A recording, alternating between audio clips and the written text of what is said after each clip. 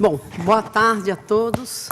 Na verdade, essa minha fala vem de um texto que eu comecei a escrever, não terminei,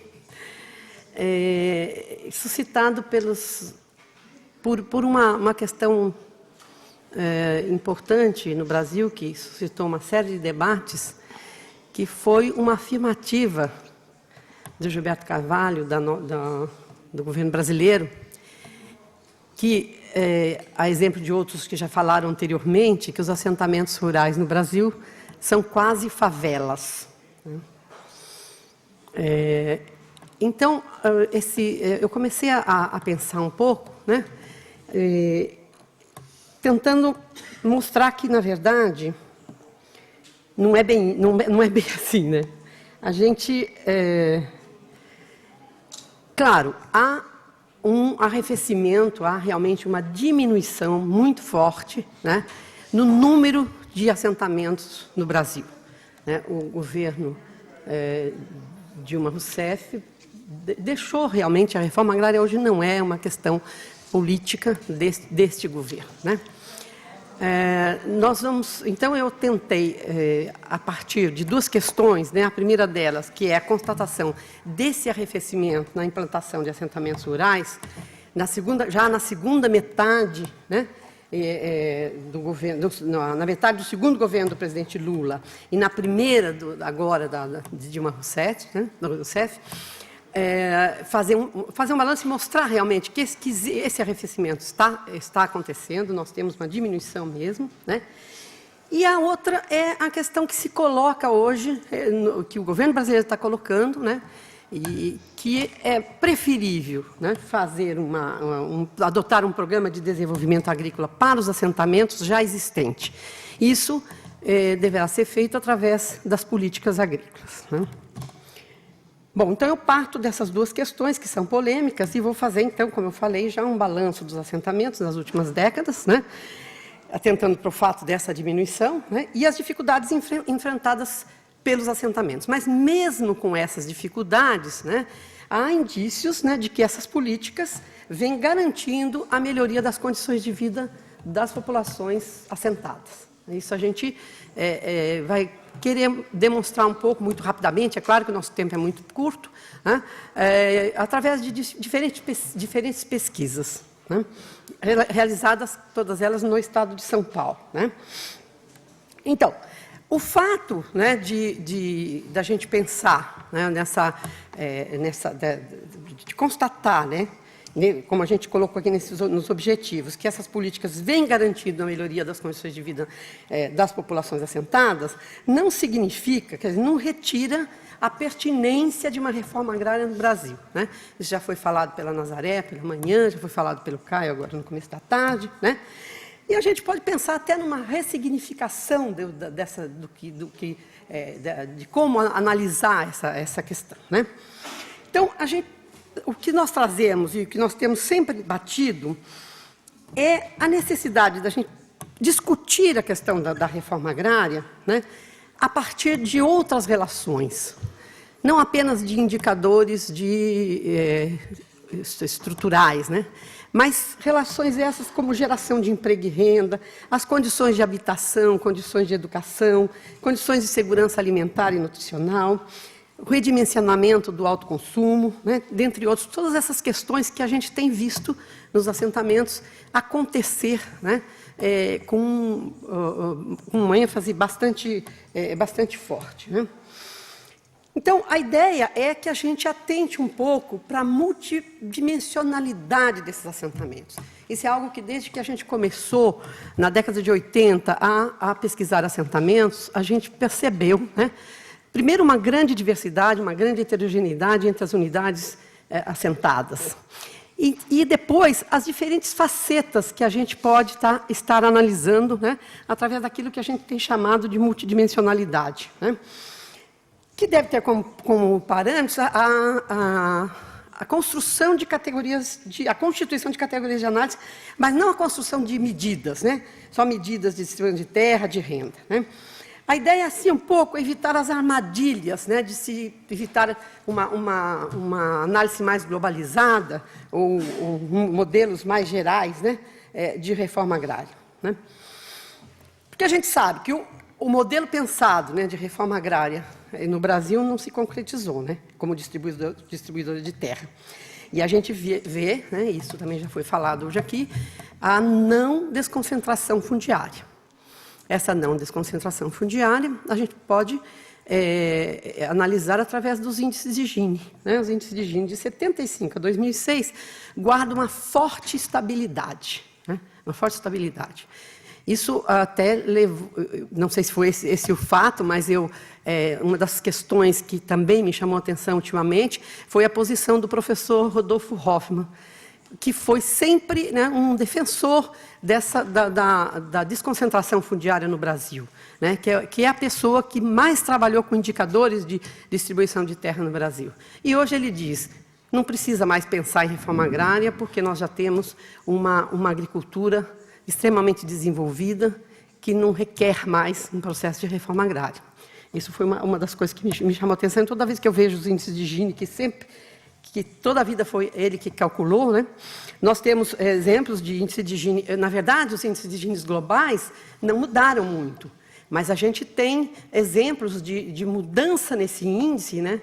E mudanças drásticas nesse indicador, em locais, né, em localidades. Se a gente tomar, por exemplo, em São Paulo, o Pontal do Paranapanema, alguns dos municípios nós vamos ter uma forte desconcentração fundiária, né? Opa, acho que eu subi aqui. Bom, aqui. Então, esse balanço, a gente queria só trazer rapidamente alguns dados. Esse é um trabalho que a gente fez, que está saindo na Interciência, sobre um pouco os números, mas também uma discussão, né, sobre o que vem acontecendo com essa diminuição no número de assentamentos, né? A gente, no governo Fernando Henrique, na agenda, acho que o Caio também estava falando um pouco pelo menos a agricultura familiar naquele momento, que ganhou um espaço bastante importante, e ganhou também um espaço a reforma agrária, né? Claro, os resultados são sempre limitados, porque não desconcentram, são sempre vistos como limitados, mas a gente vai ver que no período de 95 a 98, né, sob diversas formas de assentamentos, por desapropriação, ou pela regularização fundiária, ou até mesmo por arrecadação, né? Foram 284.228 famílias, né, em uma área de 12 milhões de hectares, acima de 2 milhões de hectares, distribuídas em 2.428 projetos de assentamentos. É nesse governo que ganha força a chamada reforma agrária de mercado, né? A reforma agrária baseada no crédito fundiário e depois no Banco da Terra, né?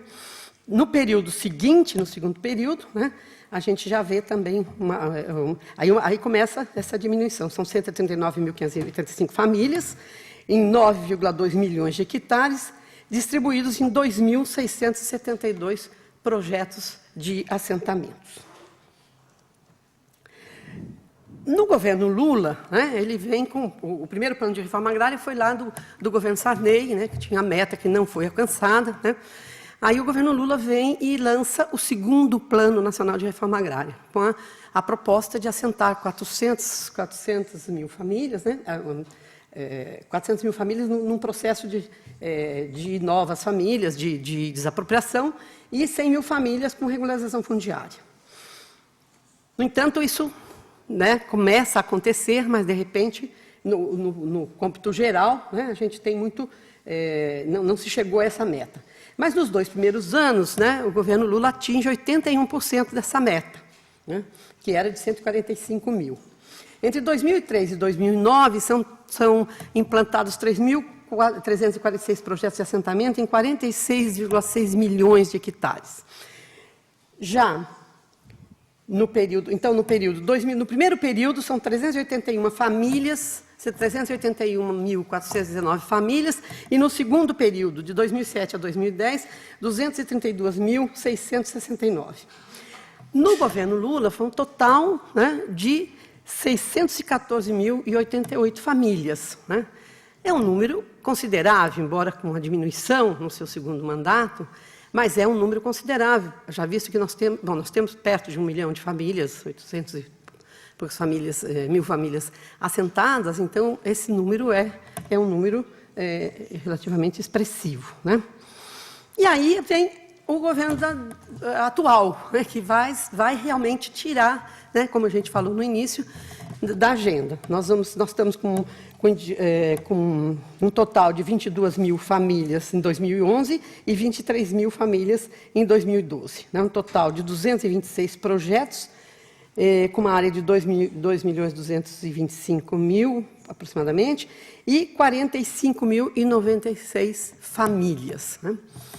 Bom, quer dizer, isso o que significa? A gente está vendo, né, que... E o Caio acho que já colocou algumas questões, eu acho que a Leonilde, por isso que eu queria que a Leonilde falasse primeiro, ela deve colocar isso, né? Porque esses assentamentos aconteceram, né, muito pela pressão dos movimentos sociais, né? A pressão dos movimentos sociais. E cadê os movimentos sociais hoje? Né? Quer dizer, onde eles estão, que não há uma pressão forte, capaz, né, de mudar esse quadro, capaz de incentivar mais a questão da distribuição de terra no Brasil. Né? Então, essa é uma questão que a gente gostaria de colocar. Né? Então, se a gente tomar as médias dos 3 governos, a gente vai ver, né, que no governo Fernando Henrique, 67.588 famílias, no governo Lula há um aumento, e no governo Dilma Rousseff, que é claro que ainda nós não estamos ainda com todo o período, mas nesse período, relativamente, há uma diminuição. Né? Bom, então, isso é claro que há um arrefecimento da implantação de assentamentos, né? E pelos dados apresentados a gente percebe. Mas a ideia de que é preferível adotar programas de desenvolvimento agrícola para os assentamentos, né, que os já existentes, através de políticas públicas, eu acho que a gente precisa fazer uma análise mais profunda. Algumas pessoas no governo brasileiro estão dizendo que não existe mais uma questão agrária no Brasil, que não tem mais um problema, porque não existe demanda por terra, né, não existe demanda por terra, não existe... Então, coisas dessa natureza. Né? Mas a gente tem visto nos assentamentos, e nós queremos, então, inverter um pouco essa análise, pensar em analisar esses assentamentos. Análises que já foram feitas por diversas formas e diversos pesquisadores. Né? A gente fez uma análise com Ângela Kageyama e Julieta com os dados do censo de 2006, depois o Caio com o Vicente e o Mauro fizeram também com o censo de 2006, mostrando, né, caracterizando, mostrando toda a produção e toda a questão dos assentamentos. Serginho e Leonilde coordenaram 2 pesquisas, uma delas até eu participei, de impactos desses assentamentos, impactos regionais desses assentamentos. Né? Então, a gente tem uma série de pesquisas que vão mostrar, né, a importância deles, né, não só regionalmente, mas como num todo no desenvolvimento de alguns locais. Né? Bom, nós somos num grupo ligado ao Laboratório Terra-Mãe, de pesquisas agrárias e ambientais, da Ferragre Unicamp, né? Também do programa de doutorado em Ciências Sociais, e por ali a gente tem feito diversas pesquisas associadas à professora Vera Bota Ferrante, que é do NUPEDOR da Uniara. Né? Bom, primeiro ponto, então, que a gente já falou, que a gente não pode negar a uma avaliação da melhoria, né, das condições das famílias assentadas, graças a um conjunto de fatores, como a moradia, lugar seguro para a reprodução social, mais recursos financeiros para os assentados, e aí via políticas públicas, sim, como o PRONAF, que chega muito pouco ainda, a gente vai ver numa das avaliações que a gente tem, ele chega muito... porque tem um empecilho, né, no PRONAF, com o pessoal que era do antigo Procera, nos assentamentos, que tem dívidas ainda, né? Mas o PA tem chegado muito forte, que começa em 2003, a PNAE, que é um programa ligado à alimentação escolar, né, também chega, determinado pela Lei 11.947, que determina que 30% da merenda escolar tem que vir da compra dos agricultores familiares. Né? Então, e aí a gente vai ver também uma melhoria na segurança alimentar e nutricional, incluindo o alto consumo, e melhoria nas condições de emprego e renda. Né? Bom, algumas dessas pesquisas, aí eu fiz uma coisa bem assim, puxei alguns dados, né, para mostrar isso, né? Essa pesquisa, por exemplo, de segurança alimentar, né, que é uma pesquisa financiada pelo CNPq, lá do nosso grupo, coordenado pela Julieta Oliveira, ela faz uma análise em diversos assentamentos no estado de São Paulo, foram 410 famílias entrevistadas, né? Vai mostrar, né, na análise da IBIA, da Escala Brasileira de Insegurança Alimentar, que é uma escala que foi montada por um grupo de pesquisadores da Faculdade de Medicina, juntamente com a nossa faculdade, sobre segurança alimentar, né, que caracteriza a segurança alimentar como uma segurança alimentar, depois uma insegurança que pode ser leve, moderada ou severa, né? A gente aplicou nesses assentamentos essa escala e o resultado vai demonstrar uma segurança alimentar importante, né? Se a gente compara esses dados dos assentamentos com a pesquisa que foi feita lá pela própria Faculdade de Medicina,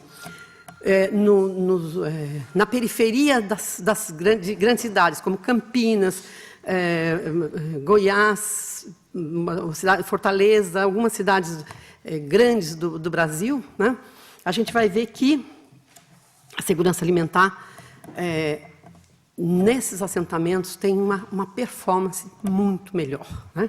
Ela não passa, quer dizer, ela chega, o mínimo, que é 70%, ou seja, 70%, num dos assentamentos que tem um problema sério, que é um assentamento periurbano, que é alguma coisa que o Paulo vai tratar, inclusive, em seguida, esse tem um problema mais sério de segurança alimentar, mas 70% das famílias estão em segurança alimentar, né?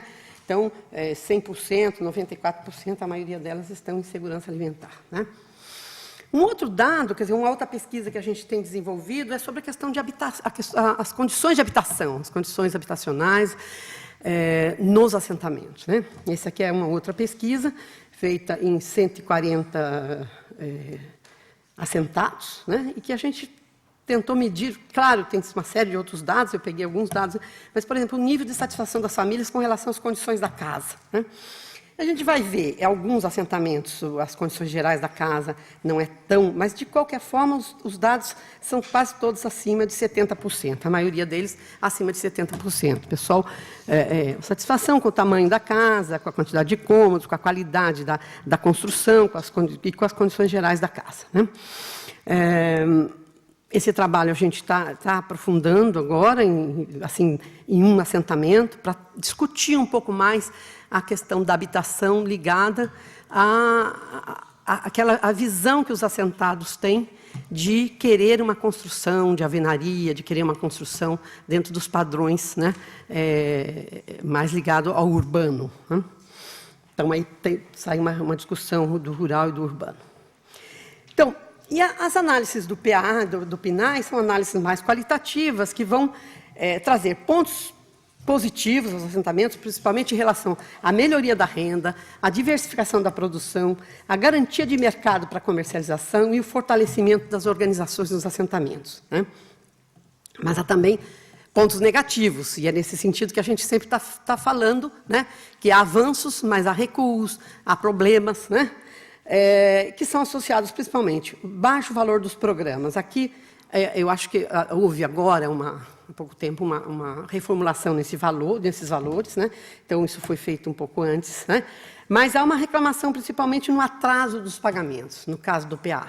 Então, isso é bem comum nos assentamentos, né? A ideia de que o pagamento tem atrasado bastante. O PRONAF, né? O PRONAF a gente ainda percebe que ele está mais vinculado, né, aos projetos de commodities. E, então, não está muito forte, o Caio até acho que deu um dado nesse sentido, né? E tem ainda muita relação com a modernização da agricultura, com a produção de monocultura, né? E não há projetos com o PRONAF para a diversificação da produção, por exemplo, para a produção orgânica ou para a implantação de sistemas agroflorestais de SAFs, né? No PA, a efetivação de convênios, né, tem impactado muito a dinâmica dessas agriculturas familiares nos assentamentos, né? A gente evidencia impactos, principalmente em assentamentos novos, né? A gente tem, que é uma pesquisa feita no assentamento 23 de Maio, que é um assentamento de Itapetininga, recém, tem uns 3 anos, 4 anos, e aí o impacto é muito grande, né? O impacto é muito maior do PAA nessa consolidação, né? A gente tem diversas transformações de caráter qualitativo que podem ser detectados, né, na implementação do programa do PAA, né? Mudanças nos sistemas de produção, na organização social dos agricultores. Aliás, o PAA, uma das coisas importantes que a gente tem visto é o impacto do PAA na organização dos agricultores. Claro, de modo diferenciado, há assentamentos onde essa coisa pega mais, outros pegam menos, mas há uma mudança nesse sentido, né? Também na forma de exploração dos lotes e, principalmente, na questão da segurança alimentar, né? A gente relacionou aquele quadro da IBIA com as políticas, principalmente do PAA, e aí tem um impacto muito forte, né? Então, antes, com a ideia só de produzir para o consumo, para a própria família, ou produzir commodities, hoje tem uma maior organização social e uma maior preocupação, né, com uma produção mais diversificada, né? Também o autoconsumo e a comercialização, nesse sentido, porque como eles estão incrementando a sua produção, aumentando a sua produção, há um aumento também na produção para o autoconsumo, né? A gente vai encontrar, por exemplo, na pesquisa uma das pesquisas do NUPEDOR de Araraquara, que eles fizeram na região central, 45% da produção é destinada para o autoconsumo, 27% vai para o PA, 20% para a merenda escolar, né? Então, são 47% que vai para o mercado institucional. Depois nós temos 6% para venda direta, 1% para trocas entre os assentados, e apenas 1% nesses assentamentos foi localizado de venda para atravessadores, para pessoal que vai para outros mercados, né? Então, há, com certeza, muitos avanços, mas também tem equívocos, tem definições, né? Uma delas é as dificuldades de inserção plena e autônoma desses novos agricultores, desses assentados, nos circuitos econômicos regionais, né? São circuitos altamente oligopolizados, né, que, sem dúvida, né, são relevantes. Então, há um problema sério nessa inserção, né? Mesmo com a criação dessas políticas de mercado, né? Quer dizer, isso ajudou exatamente por isso, porque eles têm uma dificuldade de inserção nesses mercados nos mercados regionais, e aí eles vão para esses mercados institucionais, né? Mas, mesmo assim, há um problema ainda com relação a isso. Há um problema muito sério, eu acho que no Brasil como um todo, e nos assentamentos a gente tem visto muito isso, apesar de um investimento agora do governo, de uma mudança com a nova política nacional de assistência técnica e extensão rural, com toda uma vontade de resolver o problema da assistência técnica, né? Infelizmente atravessado pela CNA, pela Confederação Nacional de Agricultura, né? Mas há um problema sério na assistência técnica, né? Também a ausência de uma estratégia clara, consensual e de médio e longo prazo para incrementar o desenvolvimento dos projetos de assentamentos, né? Então, para concluir, que já me caçaram a palavra aqui, a perspectiva da reforma agrária possibilitar a desconcentração fundiária é até certo ponto controversa no Brasil, né? Mas, entretanto, são inequívocos aos indicadores a oportunidade que esses trabalhadores rurais, que esses assentados têm de desenvolver seus projetos de vida, resgatando a sua dignidade de uma população que é historicamente excluída, né? Então, é mais ou menos isso. Obrigada.